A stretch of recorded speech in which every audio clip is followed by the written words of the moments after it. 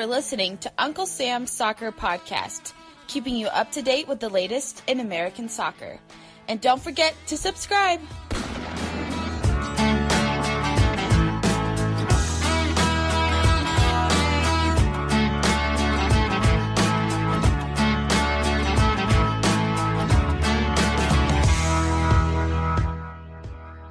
Hello everyone, my name is Jake Watroba and welcome to Uncle Sam's Soccer Podcast.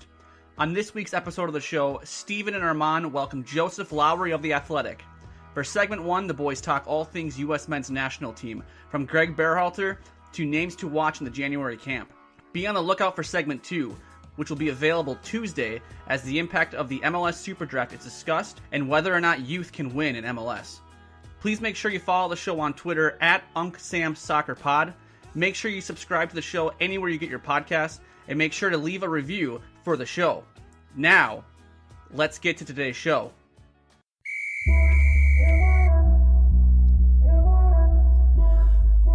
Alrighty, fellas. Welcome. Joseph, it is actually your first time, although we did record a full episode with you, and that went down the toilet because we had technical issues all throughout. So, welcome back, but really welcome. Thank you. It gives me, a second chance at a first impression, so I'm glad to be here. Yeah. Armand, how we doing? I'm just marveling at how cool a Twitter handle is Joe and Cleats. Like, what a great Twitter handle. Like, you hear like, oh, my Twitter handle at Armand Kafai is just my name, but Joe and Cleats is just so catchy. I think maybe I should just change my name to, Joe and Cleats. Forget Joseph Lowery. Let's just go for it. Yeah, honestly, Joe and Cleats. I think you probably should. That's how we refer to you on the show when we're texting each other who to get on the show. Anyway, let's talk about this training camp and the U.S. men's national team. And Joseph, I know you had written something about Pulisic going to Chelsea, but give us your take on your expectation, what the signing means.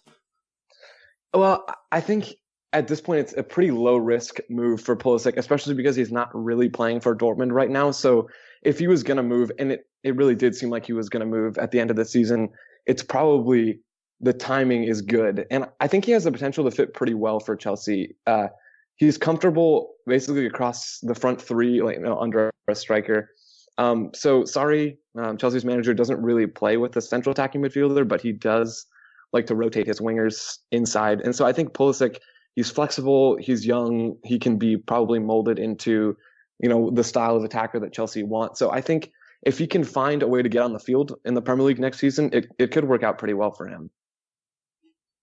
Yeah, I mean, I'm just nervous that being 20 years old, being the 27th most expensive player in the history of the sport, third most expensive player under the age of 20, behind stars Mbappe and former teammate Dembele at Dortmund, third biggest transfer in Chelsea history. There's some expectations on this young guy, and we had Brandon Busby of the London Blue podcast coming on. There's some mixed feelings among Chelsea fans. I think the biggest upside to Pulisic is the fact he's only 20. He's 20 and he's American. I think those are the two biggest upsides. I mean, because we've seen Pulisic at his, I don't know if his peak is the right word, but when he's playing consistently and he puts on good shifts. I mean, we've seen with the national team at a more central position, but with Dortmund has obviously been more of a winger, and he's played very well in some big matches, including some matches in the Champions League. My only thing is the price tag, to be quite honest with you. I think that's the thing that's making people kind of, okay, like, is he worth it or is he not? But I mean, I'm gonna keep saying what Busby said in the last podcast. It's not our money, so why should we care? But in terms of value, I'm not sure if he's worth $73 million at this moment right now. Wait. You have a problem with the amount of money Chelsea paid for the player? Now, that sounds familiar. Why? I said that the final episode of 2018. I said, be careful with the price tag, because the price tag is going to dictate the expectations on this youngster. Exactly, and it's gonna dictate that. And figuring out, wow, he's not worth $73 million. I think I said at the end of you go listen to our last podcast, segment 3 of our Pulisic special. I said that if he's a consistent starter, this is a huge win for Pulisic and a huge win for U.S. soccer. But is a consistent starter good enough for $73 million? The thing is, we know the amount of money getting thrown around for players. I mean, it's just inflated.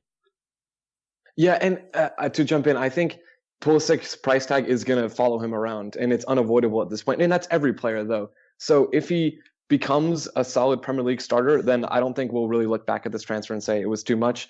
But the expectations are going to be high for him, and fans are going to, expect certain things from him because they paid $73 million for him. And don't forget, Chelsea is going to make a lot of the money back in jersey sales alone. I mean, we know how Ronaldo quickly made up a lot of the $100 million that Juventus spent, or Paul Pogba when he moved from Juventus to Man United. I mean, jersey sales do a lot, and the marketing ability now for Chelsea Football Club in the United States is endless. The sky's the limit, especially around Christian Pulisic. Just wait for the commercials to come out. Now, Pulisic said something really interesting, and I think this is a statement that I think should be worth noting. Now, I'm reading from an ESPN article just a couple days ago, and Pulisic doesn't believe the lofty price tag and the bigger spotlight will increase the pressure on him to perform for the national team. He says, I don't think so. I think we can put some more pressure on some of the other guys now. I understand my role in the national team. I have to show these guys the way I've been around for a while. Now, guys, what do we make of this quote? Because I think this is an interesting quote. What is he doing with this pressure game here? This quote, actually, I'm not really sure what he's talking about. I mean, I don't disagree, right? I don't think necessarily that this transfer puts any more pressure on Pulisic. He's still the face of the national team, and he has, again, high expectations. Fans expect a lot from him when he puts on the national team jersey. So I don't think moving from Dortmund, a big club in Europe, to Chelsea, another big club in Europe, really is going to change that too much. Maybe with his line about putting pressure on the other guys, do you guys think that refers to the younger players, maybe being more ambitious, or to some of the older players who have come back domestically and are playing in MLS? I'm not sure. He may want them to be more ambitious and perform at a higher level. I think Steven and I talked about this a couple of days ago when he pointed out this quote. I think it's a really weird quote to, throw out there, talking about, I think we put some more pressure on some of the other guys now. It's such, why is that included in there? I feel like it's a really interesting little bit that's kind of like, okay, like, hey, like there's no pressure on me, but everyone else, they have a lot more pressure to, become better. No, Christian Pulisic, first off, I agree. The pressure won't increase for him to perform. This guy almost carried the U.S. to a World Cup. That's as much pressure as you can get at this point. I'm not sure who he's referring to, Joseph. Steven, what do you think? I'm not sure. So I think there's different ways to take this quote. I wonder if it's his young age and just the lack of leadership right here. I think the proper way of saying this is, I don't think the price tag follows me around with the U.S. men's national team. I'm one of 11. We're going to, everybody has their role. We know the failure happened 2018. There's a new regime coming in. We're going to pick up the pieces and we're going to build momentum going forward. I think that would be a better statement. The pressure, it's like, maybe he feels too much pressure and he wants the other guys to feel it. Maybe he's calling out the media for not putting enough pressure on other players and he has all the spotlight. Remember, in 2018, when they failed to qualify for the World Cup, I'm sorry, but the media was soft. Bruce Arena took a lot of the blame, but at the end of the day, it was about the 90 minutes spent on in Trinidad and Tobago against a B team, and they couldn't get another goal. So maybe it's the pressure on players, especially the ones in MLS. Get your ass to Europe. Yeah, and I think I'm going slightly against what you were saying there, Stephen, but I don't have a huge problem with the quote. Maybe it could have been phrased a little bit differently. But I think, we do need more pressure around the national team environment. And this is partly what you were saying. So I do agree with you here that the media, we should be looking at our players and encouraging them and, prompting them and questioning, where they're playing and how they're getting minutes and where those minutes are coming from and the quality of the opponent that they're up against. So I think in a way, I actually kind of do appreciate this quote because I think it's something that needs to be said, and maybe it shouldn't be coming from Pulisic. Maybe it should be coming from the media. But either way, I think I appreciate the basic sentiment if I'm interpreting it correctly. Do you guys think there's more pressure on players now, though? I feel like maybe not as much, but I feel like there is a little bit more pressure on some of these younger players to leave and not go to MLS academies and instead, go to maybe like the Bundesliga. I think the Bundesliga, we saw Tyler Adams go there, and yeah, but he spent time in MLS. I don't think MLS is necessarily the wrong first step to take. I think if you can get on the field before you're 20 and play regularly, absolutely. Now, if you're a Josh Sargent, yeah, absolutely go to Europe. Well, I mean, he's 18 years old. He already scored a couple goals.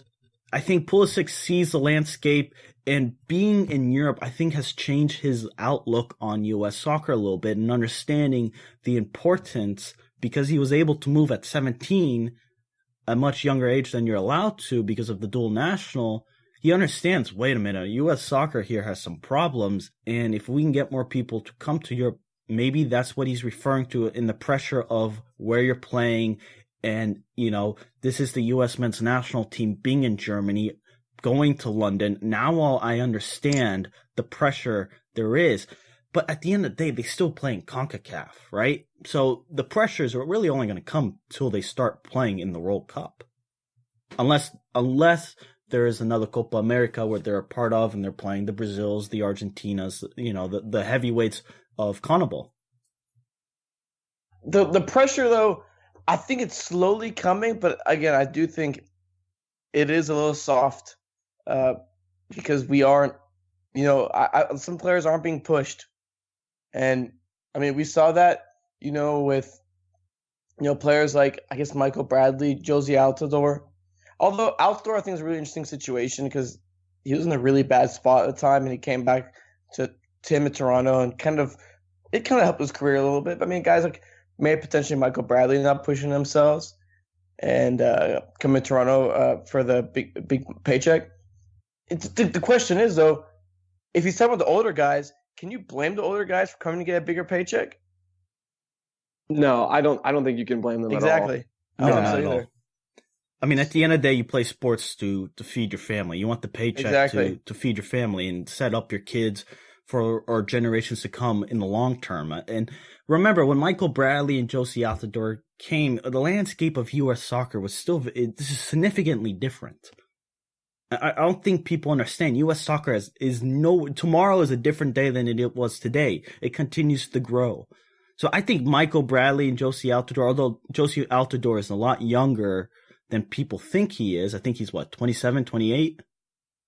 Something like that. He's on the right side of 30. I think Michael Bradley's on the wrong side. I need to go double check this.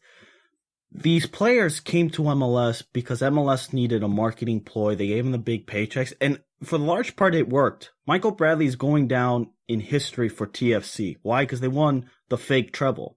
So it worked. The fake treble.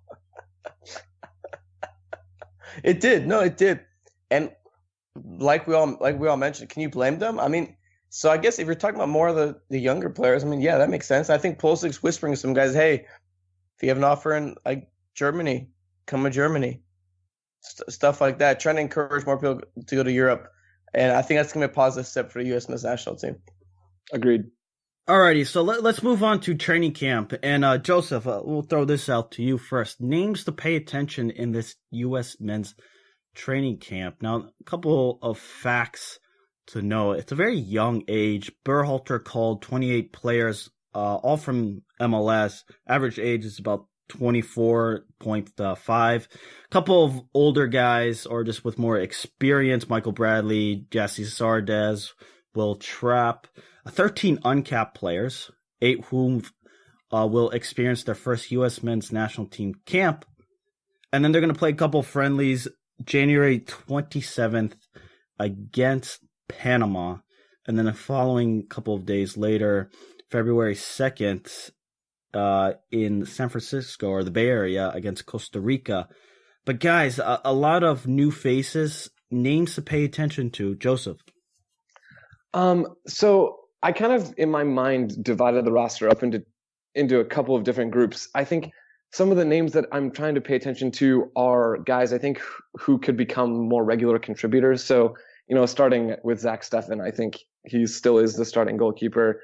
He has a familiarity with Berhalter. So I'll be keeping my eye on him to see, does he look, more comfortable? Does he look better with his feet? Under Berhalter, I'm not sure if that would have any effect, but it'll be interesting to see Steffen. And then just a few other names, Reggie Cannon, Armand's guy, and then Aaron Long, Kellen Acosta, and Russell Canals. So Cannon at right back, I think I'm a big fan of his game personally. And I think he could be a really good fit for the presumed style that maybe we're expecting to see with the U.S. men's national team now with Berhalter. And then Aaron Long, maybe he can push Matt Miazga or John Brooks at center back to become a more regularly played guy. And then Acosta and Canals in midfield, specifically Canals, maybe at the 6 and looking at how he performs. So, Armand, what about you? Well, before Armand, sorry, you say Kellen Acosta. Why? I mean, he makes, I guess, the trade from Dallas to Colorado, and then he gets called up to the national team. He scores a goal, if I remember, against, was it Colombia in the 4-2 loss? Yeah. Has Kellen Acosta, he's at the age of 23. Is he going, is he getting maxed out here? Like, is he going to be an MLSer for life, or is there still a chance that he makes the move overseas and it's just kind of finding the right team for him? I think Acosta probably is an MLS player at this point. And I don't necessarily think that that's a bad thing.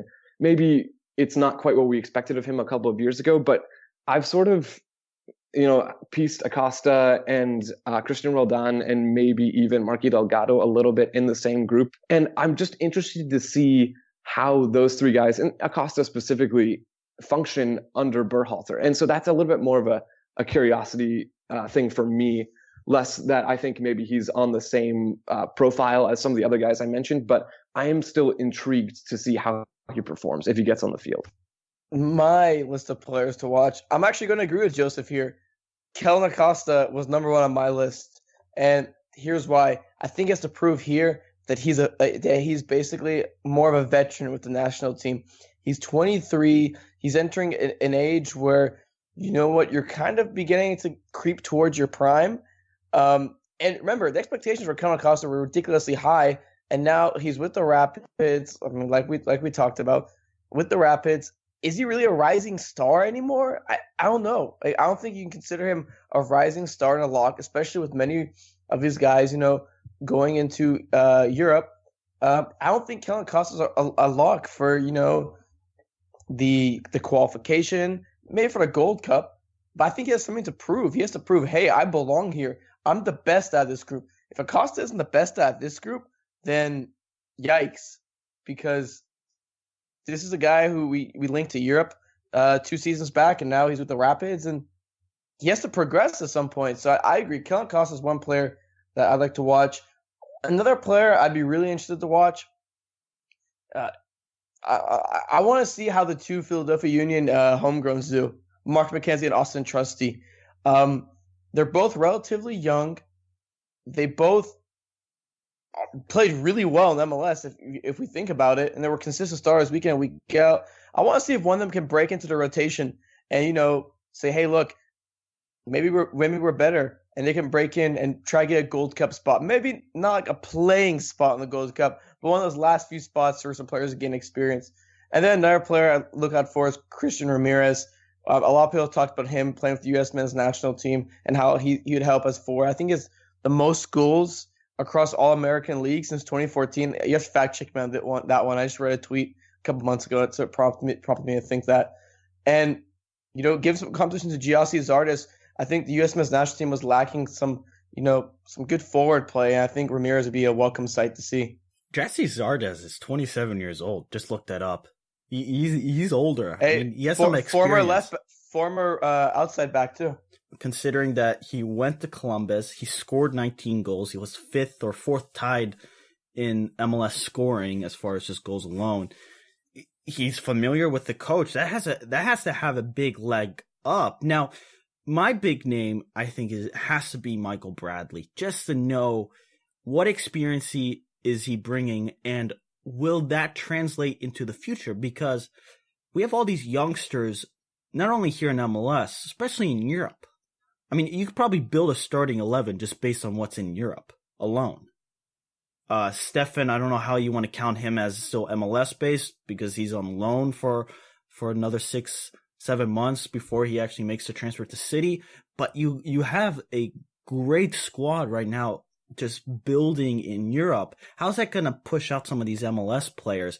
But Michael Bradley, does he have a future? I think, remember, he still has the stigma of captaining United States to utter failure. And that's not going to leave him. I mean, those boos that ring around MLS lasted for a very long time. I will not forget that. And remember, Ibrahimovic joked around. I don't know, maybe he was very serious about this, how Michael Bradley looks like a philosopher when, he just needs to shut up and play.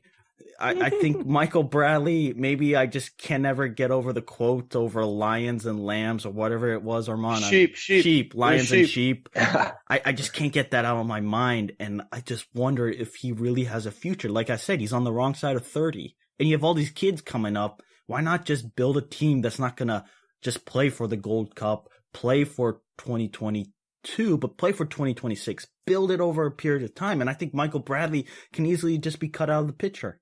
Maybe. I've got a question for you guys about Michael Bradley. Go ahead. I'm interested. Do you think the experience and the potential leadership he provides to this group, specifically this group in January camp, do you think that's a positive thing or is it a negative thing? I would go positive, and you know what? And I would even say this: if Michael Bradley, is he 32? 31. If 31. So in 3 years he'll be 34, 35, give or take. I would love to see Michael Bradley in the 2022 World Cup squad.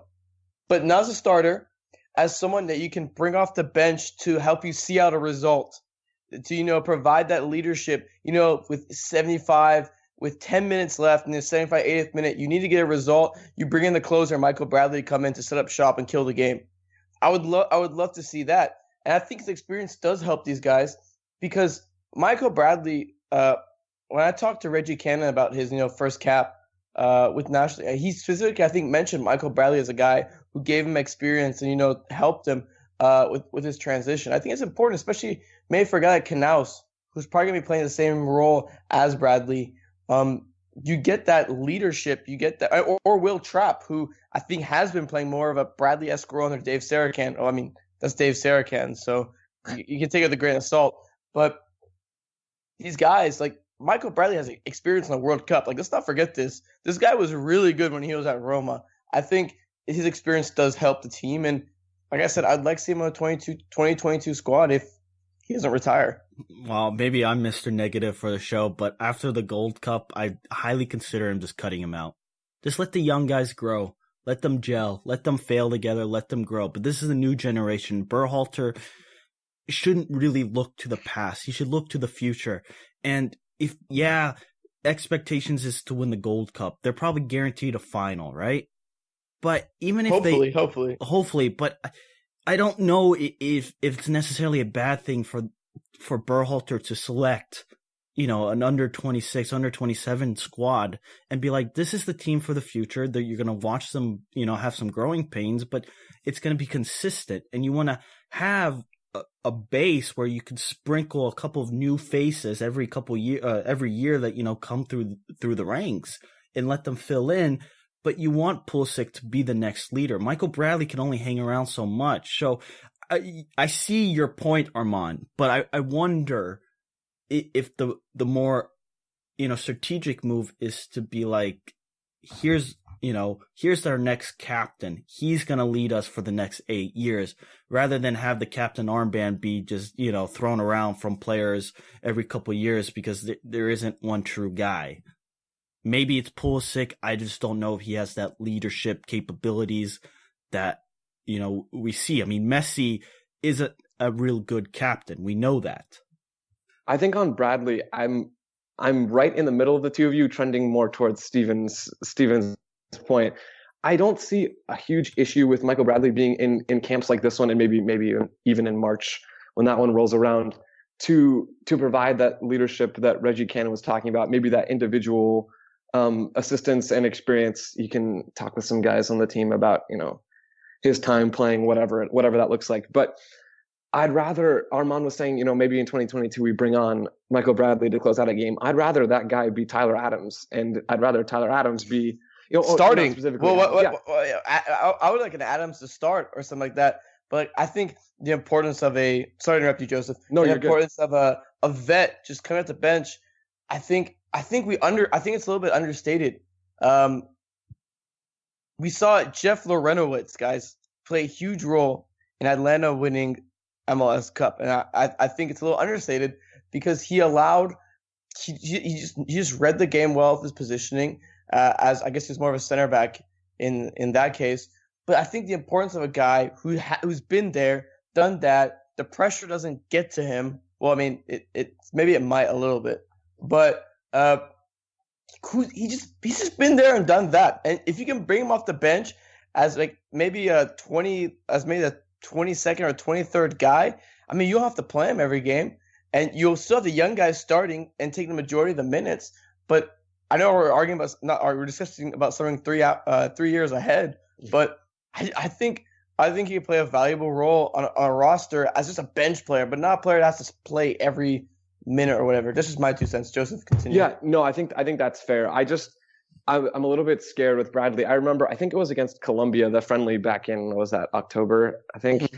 And he came on in that sort of, spot sub appearance role. And maybe it was the system, maybe it was players not understanding their defensive responsibilities under Sherikan. But I seem to remember Bradley being a little bit more of a liability than an asset off the bench. But I think to qualify that in a distinct system with clear instructions, maybe that wouldn't be the case. But I'd personally be more inclined to, sure, if you want Michael Bradley on the roster, that's fine. I'd rather him probably not ever see the field, but I totally understand the angle you're coming from. Maybe Michael Bradley's the 23rd man on the roster. Maybe you have him just as a voice. And it's actually, I think, Armand, you do raise a fair point. Think about it. There's going to be an 8-year gap or 8.5-year gap because the World Cup is going to be played in December from what U.S. men's national team player will have played in the World Cup last. What about Josie Altidore? Will he have room? Remember, he's 28, 29. So he's going to be younger than Michael Bradley. He pulled his his hamstring in 2014? I think so, yeah. Against Ghana within the first 20 minutes. So does he have the experience? I don't know. He didn't play it out. Michael Bradley might fill in that experience level, but use the Gold Cup, and then you got to sign up the U.S. men's national team for other competitions or create a new competition that allows for further development and better competition. The Gold Cup is it's something that people look at and be like, how is this helping the U.S. men's national team? They don't have the opportunity to play in CONMEBOL or in UEFA where it is grinding results every time you play a friendly because you're playing against nations of equal or higher stature than yourself, especially if you're, a smaller nation. Guys, I've got the solution. Okay. Let's just bring, it's not complicated. Let's just bring, what's his name? Oh my goodness. Oh, there we go. Let's just bring DeMarcus Beasley, Yes. 2022 starting left back. I think that's all. Jesus, man. How old will he be? Like 40? Man, I'm getting old. I couldn't even remember his name. That guy's still around. I know he's still playing really good too. Like for a guy his age, yeah, no. I'm on board, Armand. All right, I'm on board. You got me, Joseph. You got me. Tweet at us, UncSamSoccerPod at Joe and Cleats. Do you agree Marcus Beasley should be the starting left back in 2022? But moving. Please don't. Send all your hate mail to Joe and Cleats. Yeah, welcome to the hate mail segment. If you hate my Michael Bradley take, you can send your hate mail to at Joe and Cleats. I'm just trying to take the heat off. But biggest holes or flaws in this U.S. men's national team, and you can maybe talk about it in the January camp, or you could just talk about it as a whole. What does Berhalter have to worry about most here? And Armand, let's begin with you. I would say defensively. Look, DeAndre Yedlin does play in Newcastle, but I'm not 100% sold on his play. I don't think he's a competent left back yet, right? He starts week in and week out. We just said this last week. Yeah, I said that it's great for him, but I'm just still not sold on him. He's made a few errors for Newcastle, and I think Reggie Cannon could sweep up and take that spot, but I think that's also my Reggie Cannon bias kicking in. So because we hit our FC Dallas quota for today, so we just hit that. Thank you guys. But I mean, look, John Brooks has struggled to stay healthy. Miazga, I remember that Matt Doyle tweet where he talked about how Miazga would be better than John Stones. Yikes! That didn't pan out as well. Hot take police. You're Hot arrested. take police. You're under arrest, Matt Doyle. And left back, I think there's Anthony Robinson who's getting a lot of minutes, and he has this weird tendency to try to use his pace when he gets beat to make up for it. So he'll get beat and then tries his pace to catch up, and that usually doesn't work when you have a guy like Neymar on your side. So I think defensively, like Berhalter, I think this is a work cut out for him, and if he can, there's a lot of good players coming up. I think Aaron Long also has a shot at trying to get some minutes there. But I'm a little bit more worried defensively, but I'm also very negative when it comes to the U.S. men's national team. So I think you copied off my notes, Armand, because I think I have almost exactly what you just said typed out about DeAndre Yedlin and the left back spot as well. I'm not sold on Yedlin either, especially not just because he's maybe not been great for the U.S. over the past year or whatever, but I don't know that he's a great fit for how Berhalter likes to play. I don't think Yedlin's he doesn't bring a lot of value on the ball. He's got pace and he can get wide and stretch opposing defenses out, but he doesn't have great passing ability. You see Harrison Afful for the Crew, and I feel like he's a real asset in that system with the ball. And I'm not sure Yedlin brings that. And then on the left, I'm really interested to see how Greg Garza does in this camp, because I think that actually might be a winnable spot. I think Anthony Robinson has potential, and I'm not saying we should give up on him by any stretch, but you're playing a World Cup qualifier in Honduras. Maybe that's Greg Garza that you want starting at left back. I don't know, but I'm intrigued to see him. Are you worried about where the goals are coming from? I know defensively that's a big flaw. I know defensively we have issues. And it's weird to think that the United States has had issues defensively, because historically it seems that's position, or that's kind of the area of the field that we're more solid in. And it's always been offensively, the creativity. Where's that going to come from? Now, the midfield, I think we're pretty talented across the board if you look at it as a whole.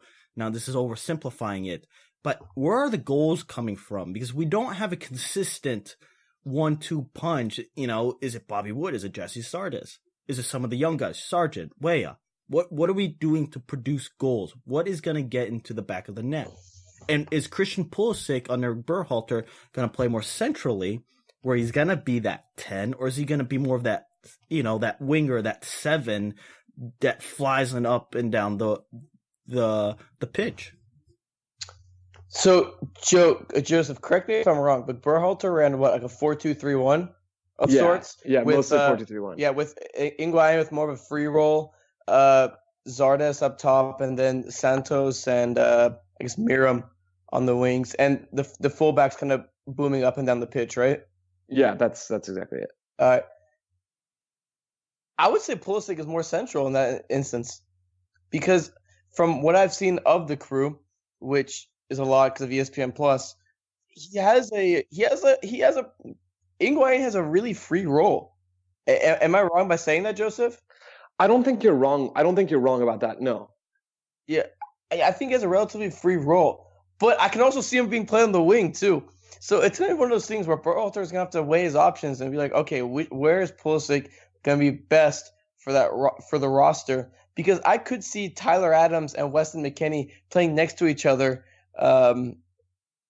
in a 4-2-3-1 with, I guess you'd have Adams be more. They could switch on and off, but I have Adams more back, and I'd have McKennie a little bit more up, or vice versa. I mean, it's more of a preference thing.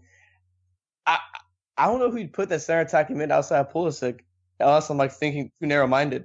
No, you raised an interesting point because I was thinking the same thing. And do you have to consider Joseph Pulisic's max? Like, where can you maximize Pulisic? Is if he is, say, 100% on the wing and centrally he's only 82%.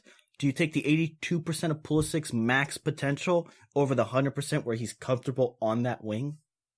That's a really great way to phrase the question, because the short answer is I don't know. The long answer is I think personally, my preference would be to take the 100% on the wing and play without sort of that Higuain style playmaker, simply because I don't think Pulisic is that like for like replacement. Higuain, from what I've seen of him, and I can't say that I've seen a ton of the Crew. I've seen a good bit, but you don't have ESPN Plus, Joseph? Come on. I do. I'm not grinding those Crew games like you are, Mom.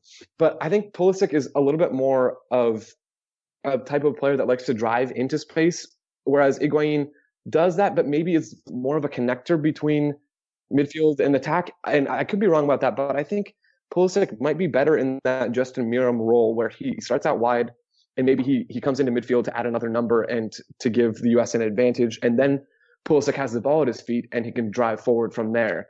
So personally, my preference from a tactical standpoint would be to see him maybe start on the right and then drift in slightly into midfield and then move the ball up from there. But I wouldn't be surprised to see either central or out wide. What about the goal scoring? Do you have a worry with finding someone who can be a regular and somebody where there can be a chemistry built around? Because I think with all these young guys and just the lot of them, you got to start dwindling down on a core that you're going to be able to just get them in rotation, let them feel each other. Because that's the hardest part about national team football, is building chemistry or just regularity that, club football has a huge advantage where you see these guys week in and week out consistently. Yeah, I think there is a concern about where the goals are coming from.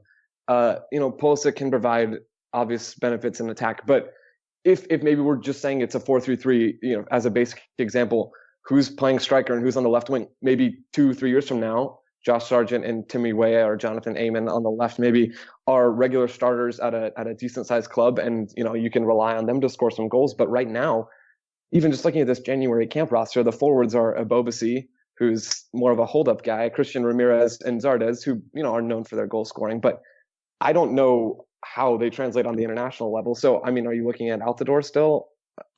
I don't know. The answer is yeah, we should be concerned about where the goals are coming from. At least that's my take. Wow, I would be intrigued to see Weah and Altidore play off each other. Have Weah with his runs pull off, have Altidore as more of that target guy. I mean, I'd be really interested to see that. But am I concerned? Of course I'm concerned. It's U.S. men's national team. I have confidence that they'll win the 2022 World Cup, and I'm still concerned. Come on. Zardes works really well and with Berhalter's system. And I was actually talking to Harrison Crow, a good friend of Joseph, about this. He writes for American Soccer Analysis, and it's a great website. You should go check it out. It's a data analytic website. And he showed me a number that was really interesting, which is how much Zardes is involved in possession leading up to the Crew's play. And it's not much. So think about it. In Berhalter's system, Zardes is not involved in the possession as much. He's just there to score goals. That's a defined role.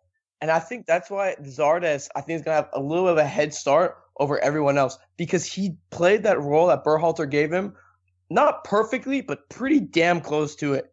So, I mean, in that role with Berhalter, I would say Zardes is a good fit. I'm not that concerned, but in this camp, okay, maybe a little bit, because they don't have Pulisic.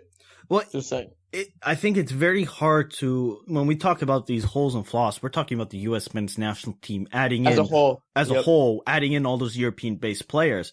You can't really make much of the flaws and holes in this January roster because it's a training camp. you're going to pick players to get experience to introduce them to the national team and see where they are in their development. So it's complicated with the U.S. men's national team. We have a coach. We'll see how it is. I mean, these 2 friendlies coming up, can we make much of them? Yes, I think we actually can. I think I'd agree. Sorry to cut you off, Armand. I think maybe to go back slightly to the last question about where the goals are coming from, these friendlies will give us an idea of where they're coming from. I think there's a real chance that the scoring comes from the system and from the players playing in a cohesive, possession scheme and moving down the field as a unit. This is in a perfect world, obviously. And maybe it matters less who the players scoring the goals are and more how effective the system is at creating a high number of those goal-scoring chances. Listen, Berhalter's system was good. Now imagine it with the best players in the U.S. men's national team pool. That's what I'm interested to see. And these friendlies do have meaning because you get to see Berhalter implement his system so we can at least get an idea of what he wants to do. I think that's the most important thing. It's going to be a January camp. They're not going to be the best players, but I want to see what he wants to do, what we should be looking for with those key players, and some trademark Berhalter things, such as maybe the forward not being as involved in the build-up of possession, in the build-up to possession. The fullbacks, how do they perform? The midfields, the low blocks, etc. I'm really interested to see how Berhalter sets up because it's the first glimpse we're going to have as him, being head coach. We can talk about him being a head coach all we want. We have been for the last year and a half, but let's see how he does now, and let's see what he brings to the table. Well, Joseph, a lot smoother than last time you were on. You could follow him, listeners. Joe and Cleat, wonderful content. Love his pieces for The Athletic. Follow Armand Kafai at Armand Kafai. Catch his work on Pro Soccer USA. I'm Steven Jodrand. Come back tomorrow. We got some MLS chat for you. And yeah, tweet us, Unc Sam Soccer Pod. Give us your thoughts with this U.S. men's national team. Anything that we alluded to on the show today. Maybe you have some other points that we missed. Could be for a player that you're watching in training camp. Let us know. Till next time.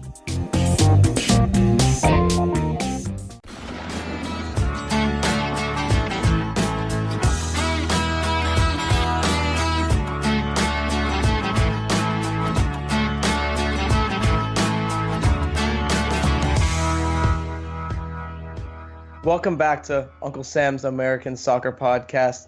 If you haven't already, be sure to go back and listen to myself, Steven Jodrand, and our guest, Joseph Lowery, talking about the U.S. men's national team training camp, the U.S. men's national team as a whole.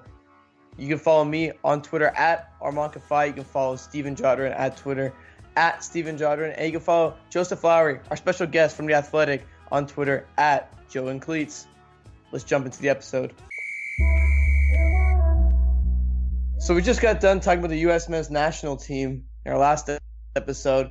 Now we're going to talk about everyone's favorite league. Come on. You guys got to say it with me. All right. Say Major League Soccer. Come on. 1, 2, 3. Indian Super League. Major League Soccer. Oh my God, what the? Indian Super League? You don't even watch the Indian Super League. I have. You've never watched the Indian Super League. Yes, I have. No, you haven't. I've watched 2 minutes. You watched probably 2 minutes, yeah, on ESPN Plus because you're bored like 6 a.m. Yeah, because I've done the same thing. There you go. I think we all have. It's not good soccer. But on a side note, guys, where does Major League Soccer rank as far as the world leagues? Wow, you're really throwing a question like that, like right off the bat, man. No, but has it changed the last couple of years, or are we still bubbling on the same as it was 3 or 4 years ago? Oh, it's changed. I mean, come on. With a team like Atlanta United coming in with their fun, entertaining football, their loud crowd, and the players that are now coming to MLS is definitely changed perception-wise. I think perception-wise, it probably is starting to change. I'm not convinced on the whole it's necessarily risen a whole lot in terms of other leagues, but I'm optimistic that it is slowly changing and definitely will rise. Yeah, no, I think you're right there. I think on the club level, like individual clubs, it's completely different from Atlanta to Colorado to the Revs to LAFC to Seattle and TFC. Like, every club is on its own level, and it's discussion for another day. I thought I'd throw that out there since we're talking about the Indian Super League. Now, listeners, we're chatting about the philosophy of MLS draft, and then we're going to get into a different philosophical issue of FC Dallas versus the Atlanta United model. So we'll talk about that, but let's get to the draft. Now, Arman, you have really awesome feelings about MLS draft, don't you?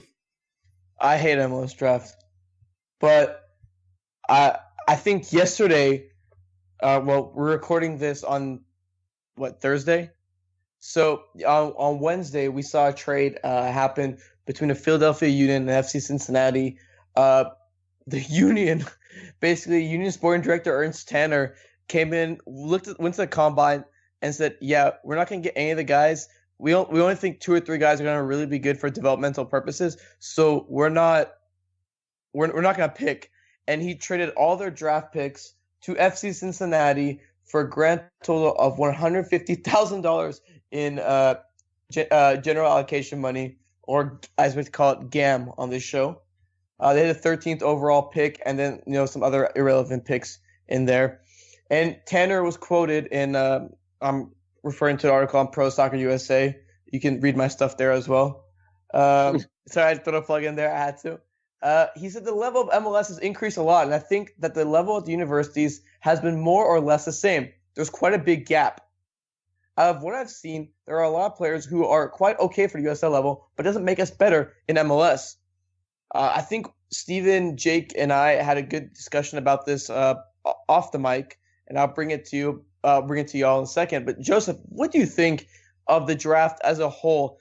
It seems like it's losing relevance year in and year out. We're hearing reports that values for draft picks are lowering. I think a value for a draft pick last year was around 6 digits, but the Union traded all their picks for $150,000 in general allocation money. So it seems to have gone down a little bit, but overall, do you think the draft's a good asset for teams to utilize? Honestly, no, not really. I think Tanner kind of has it right here. There's not the level of players that are being drafted are not necessarily Major League Soccer level, and I don't think anyone expects them necessarily to be at that level right away. But for a team like the Union, what's the motivation for them to draft players when they have a USL team that they can filter their academy guys through, or assign players that they can assign from a wider pool of players that they can bring in? I mean, I don't know what the motivation is for them to to get all excited about the draft when they have other resources that they can use that are maybe even more functional. Doesn't this illustrate the problem within U.S. soccer structure? That here's MLS, this up-and-coming league growing. Now it has surpassed the college ranks, well past college ranks, in the point that it's almost insignificant, meaningless. So if you're a youngster, you can't get into an MLS academy. What do? You go to college. Well, if you can't go pro, what are you doing, right? So MLS has a really tough task on what to do. But this is a broader issue, is what's the college game even worth anymore? If the coaching, if the development of players there are so putrid that it's USL level, then just make the draft USL based, and you allow MLS teams to start buying for some money for USL. So you create a market for players, and you allow youngsters to go get professional experience, but you allow MLS to do their own thing. Maybe this is, tinfoil Ted here. Looking at the draft, I mean, I've spoken to people who do play collegiate soccer, who have played collegiate soccer, and they tell me how it's not necessarily the coaching, but it's the scheduling that's brutal on them. Playing 2 games a week is pretty tough on a lot of these guys because A, they're not pros, and B, they have to, and they need to impress. So, sitting out with an injury may not be an option for some of these guys because they want to improve their stock, and they'll play through injury, and that just hampers them later on in their career. the draft, I think coaching wise, there is some value there. I know many people have talked great about their college coaches, but I think it's just a format that's just really bad and really brutal on the body. And it makes people. I know a guy, D1 player, doesn't want to play pro. That shouldn't be an expectation. I mean, I feel like, like you should always have the aspiration to go pro, but he just says, no, I don't want to go pro. I mean, college game is kind of, my knees hurt, everything hurts. Like, I don't know if I want to play. It's stuff like that. And the college game itself, MLS teams are punting on a draft now. I think Montreal traded all their picks last year, and now the Union have done it as well. Look, I said this to Steven multiple times. If you're not a GA player, if I was a GM, I would only draft Generation Ideas players. They don't go against they don't count as a cap hit, basically. And also, you know what? If they don't work out because they're not a cap hit, all right, your cap doesn't affect your spending. Who cares? Move on. And they're the best players. They're probably gonna be the best players available in this draft. Which is why, I mean, carrying on to another topic or another conversation, I don't think Philadelphia or the Cincinnati made the right deal in acquiring these late round, first round picks. These usually don't pan out as much. If you go top 5, top 8, top 10, you have a higher success rate. But these later ones, okay, you're filling out your roster, but like, so what? Half these guys don't develop, and they're usually just really poor. I don't know. That's just my 2 cents in the draft and how it's kind of just depreciating. The combine is going to go away. Like, what are we actually valuing here? I think the draft should be 2 rounds deep. And I think Stevie made a good point. Make the rest of the draft made for the USL. Make the USL draft. I think there's an Indiana player who actually went straight to the USL and didn't return for college. Let them develop there. I think looking at college, the college game is not set up in an optimal way to develop players. I mean, what we talked about, you talked about, Armand, the physical difficulties and the grind that it puts on your body. And how many months does the season span? 3-4 months? I think it's shorter. It's like a little. Is it a little shorter or it might be shorter than that. I mean, yeah. But so if we assume that it's a couple of months long, where players around the rest of the world, or players even in America who aren't playing in the college game, are playing 10, 11 months out of the year. So, I mean, the fact that we look at the draft now and we're questioning it is a good thing. How do we expect players to come out of college and be professional level players? It's not realistic. So I think we're going to see less and less emphasis from MLS teams on the draft, and we're also going to see fewer and fewer top talents going to college and playing there. No, you're right, Joseph. So, I mean, this is exactly my point. College game does not develop anybody. So what's the point of MLS putting stock into it? So MLS has a tough task here ahead trying to figure out, but there's USL, and USL has rebranded itself. So why not allow the D3 leagues or the D2, the second and third league within USL to get some of these college players at a younger age. And then you start to build a market and you allow these players to grow. I mean, what is the philosophy of USL for, especially in the third, or was it? So you have USL, the championship, and League One, right? Am I getting it confused now? Yeah, Championship, League One, League Two. League Two is more amateur, yeah. League Two, allow these colleges to come into League Two, and then maybe League One says, "Oh, that's a good player," and then you get into USL, and maybe MLS takes a flyer on a young guy or a cheap guy. There is no market structure within U.S. soccer allow players to move up like you see in other leagues where, we all know the famous story of Jamie Vardy, but even N'Golo Kanté, where did he come from? Was the second division Ligue 2 in France. I think specifically they should just make a USL draft. And I think you're right, Steven. Make a USL draft and go from there. But there's going to have to be more investment in USL for a player to say, hey, look, I'm willing to make 20, 25K a year over like what I can make graduating with a degree. And that's the big issue, right? We saw Brandon Vincent retire at a young age. He had a Stanford degree. I think it was like 24. We've seen a lot of players now retire. I think it was a couple FC Dallas guys. I can't remember their names. I think Timo Pitter and something. Bonner. I forgot his name. He had a really good Instagram name that one time.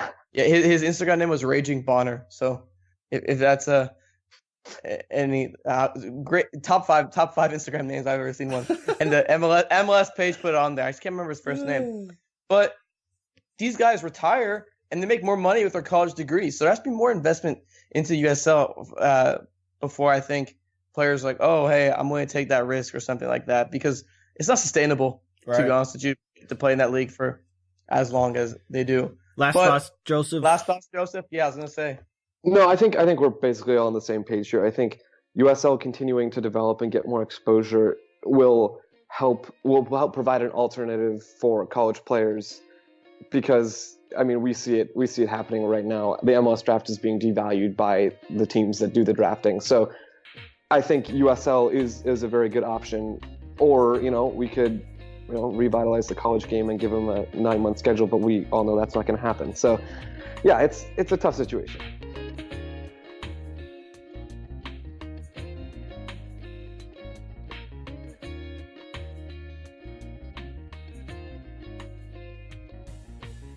So let's talk about another philosophical difference. And I think Steven is really excited to talk about this. Yes.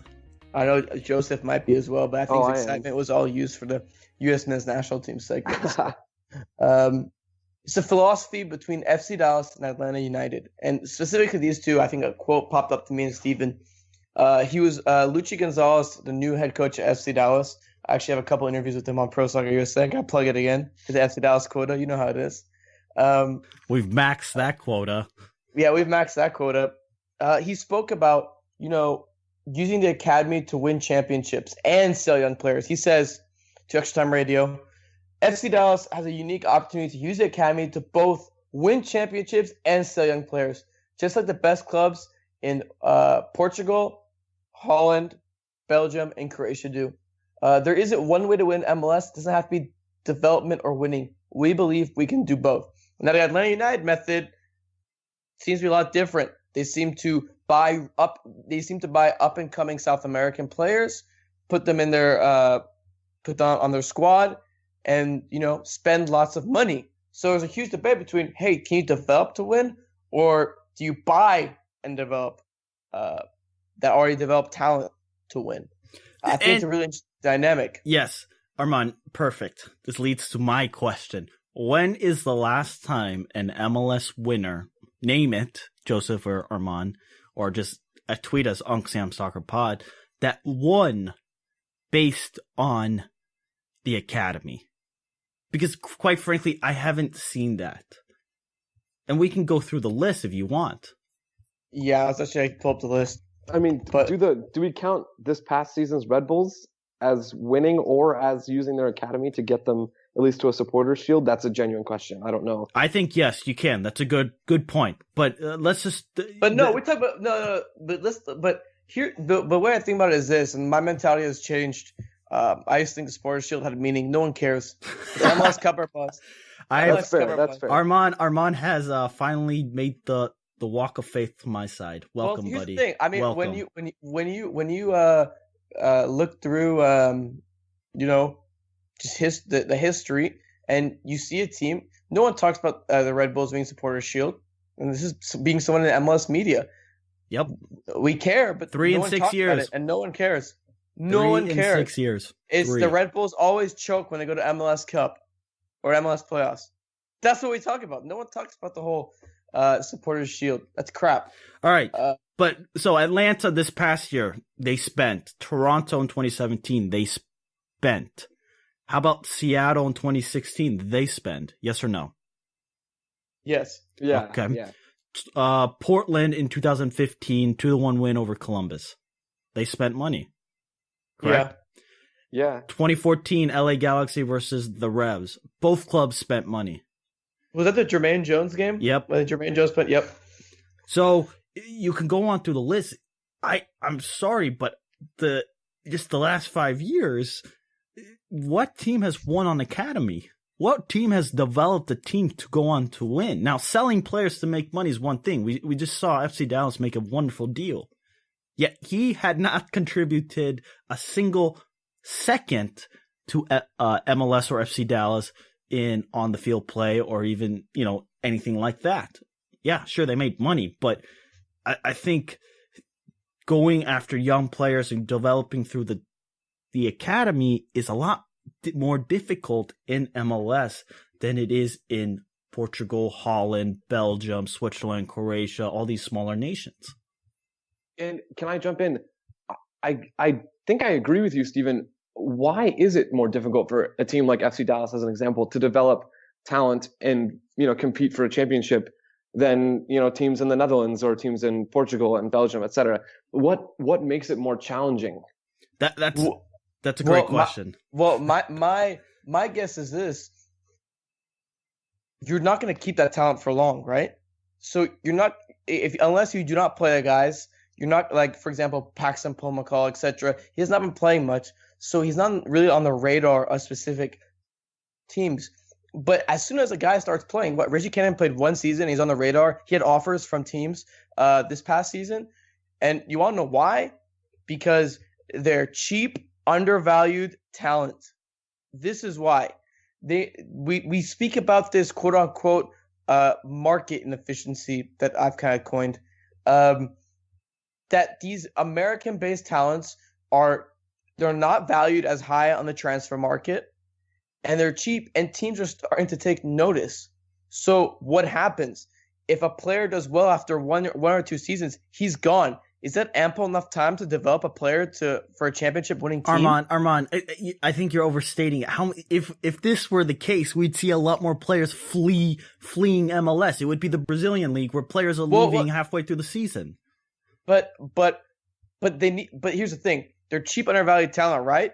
But they still need more time to show that they're cheap, undervalued talent. If that makes sense, because the perception of American players is kind of meh. Right, but if that makes any sense. But I think that's one point. I think there's also the coaching dynamic, because I read interview after interview, and God, who was it? Now I'm drawing a blank, but one of the players was basically telling, I don't remember where I read this, so forgive me, was saying that the coaches worry too much about the results. What are they playing for? Hey, that was my interview, baby. That was my interview. Was it Cannon? Yeah, it was. I'll pull it up while you talk about it. All right, but Cannon there was basically saying that there's too much focus on the result that they don't get the opportunity to play the young kids. And then but then how's that possible that they do that in Europe? And you're playing for Champions League, Europa League football, but when you lose, there's the potential possibility of relegation. That doesn't exist in MLS. So the excuses of not playing young kids in MLS is what? So do you want me to read the Cannon quote for you? Sure. He goes, I think in Europe, if they see potential in you, they'll give you a chance.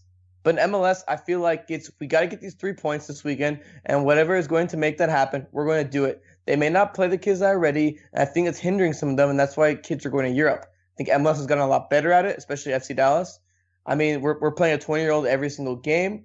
I think MLS is getting a lot better, and I think FC Dallas kind of shaped that model, but I just got to tell the kids in the league it's actually worth it. And that's what Cannon said to me. And why? It's such an interesting perspective. Why shouldn't MLS be the league where you can play your kids? There's no relegation. The Rapids aren't getting relegated. The Earthquakes aren't getting relegated. Exactly. Why are teams this is just my constant question. Why are teams so hesitant to play the Paxton Pomacals or, to play the Bucios, to play the Bellows? It boggles my mind, because if you drop a couple points, oh no,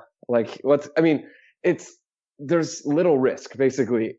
From my perspective, yeah, it's a results-driven league still. Coaches want to win, players want to win. The best players are going to be the ones out there on the field, but I'm not convinced that it's an impossible model for FC Dallas and Luchi Gonzalez to implement. They have a better academy infrastructure than a lot of other teams in the league do, and they are producing talent. I mean, we saw it at the CONCACAF U20 championships with Cervania and Pomacall sort of bossing the field, at least from my perspective. So I think the infrastructure is starting to appear. Some clubs are farther along than others, but whether it's whether you can win with the philosophy, whether you can win an MLS Cup with the philosophy, I'm not sure we'll find out the actual answer to that within the next few years. I think it could take several years for us to get a solid answer to that question. But I'm excited to see what FC Dallas are going to look like. And I think if you produce the talent and you play the talent and it is genuine talent, I don't see why you couldn't win games with it. So I think Armand, you alluded to this. If you think about the European leagues, Belgium, Croatia, Switzerland, Portugal, so on, and go through the list, players, if these clubs play the youngsters, you can make a pretty penny off them. In MLS, you're getting crap, right? So if FC Dallas is producing these talents now, like say a Tyler, even with the Red Bulls, they're not getting near as much as if these players were the same age playing at the equivalent of that club in Europe. Like, I always wonder, what would Chris Richards cost a club in, say, Belgium for Bayern Munich? Would he have costed them $3 or $4 million versus the 1.5 that FC Dallas got? And that's the thing. It's undervalued thing. So when a player is going to come up and, is reaching, because a lot of these players that come in kind of raw and they work and then they work their way up with experience. I mean, Cannon didn't come in and boom off the scenes immediately. It was like, wow, this guy's amazing. No, he worked his way and developed confidence going up and down the pitch. And that's when we started talking about, oh, wow, Reggie Cannon might be one of the best right backs in MLS. That's when we started talking about these things, not from the get-go. So it takes time for these guys to develop. And I don't think we've even seen the best of Reggie Cannon just yet. And as soon as that happens, they're gone. And they're gone because they're cheap.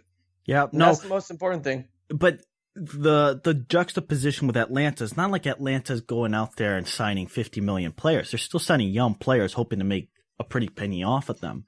So the philosophies aren't necessarily all that different. What is unique is Atlanta spends the money to bring in young talent from South America. FC Dallas is looking within. And obviously, FC Dallas has had some sort of success over the course of the last couple seasons, but it's always caught them short. Atlanta, I think, maybe learned their first year, and that was ultimately got them over the top this past season, where they won MLS Cup.